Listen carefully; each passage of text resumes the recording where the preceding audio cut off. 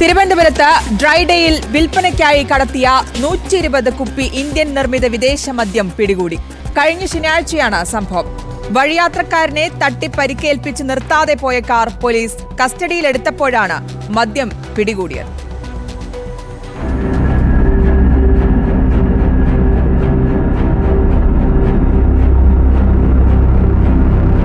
കഴിഞ്ഞ ശനിയാഴ്ചയാണ് തിരുവനന്തപുരം കഴക്കൂട്ടത്ത് നിന്നും 120 ഇന്ത്യൻ നിർമ്മിത വിദേശ മദ്യക്കുപ്പികൾ പിടികൂടുന്നത്. ഡ്രൈഡേയിൽ വിൽപ്പനയ്ക്കായി കടത്തുകയായിരുന്നു ഈ മദ്യക്കുപ്പികൾ. മദ്യം കടത്തിക്കൊണ്ടുപോയിരുന്ന വാഹനം വഴിയിലൂടെ നടന്നുപോയിരുന്ന യാത്രക്കാരനെ പരിക്കേൽപ്പിക്കുകയായിരുന്നു. നിർത്താതെ പോയിരുന്ന കാർ പോലീസ് പിടികൂടുകയായിരുന്നു.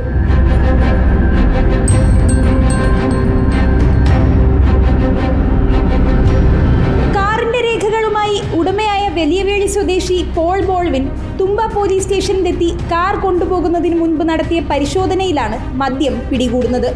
കാറിന്റെ ഡിക്കിയിലായിരുന്നു 120 കുപ്പി മദ്യം ഒളിപ്പിച്ചിരുന്നത്. 500 ml 120 കുപ്പികളായിരുന്നു ഡിക്കിയിൽ. ഇതിനെ തുടർന്ന് പോൾ ബോൾവിനെ കസ്റ്റഡിയിലെടുക്കുകയായിരുന്നു.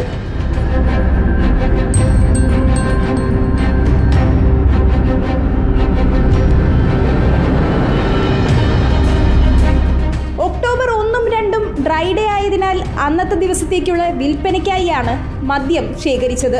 വേളി, വലിയവേളി, പൗണ്ട് കടവ് എന്നീ പ്രദേശങ്ങളിലെ അനധികൃത മദ്യവിൽപ്പനക്കാരനാണ് ഇയാളെന്ന് പോലീസ് പറയുന്നു. ഏത് ബിവറേജ് ഔട്ട്ലെറ്റിൽ നിന്നുമാണ് ഇയാൾ മദ്യം വാങ്ങിയതെന്ന അന്വേഷണം പോലീസ് ആരംഭിച്ചിട്ടുണ്ട്. പ്രതിയെ വഞ്ചിയൂർ കോടതിയിൽ ഹാജരാക്കിയ ശേഷം റിമാൻഡ് ചെയ്യുകയായിരുന്നു. റിപ്പോർട്ടർ, തിരുവനന്തപുരം.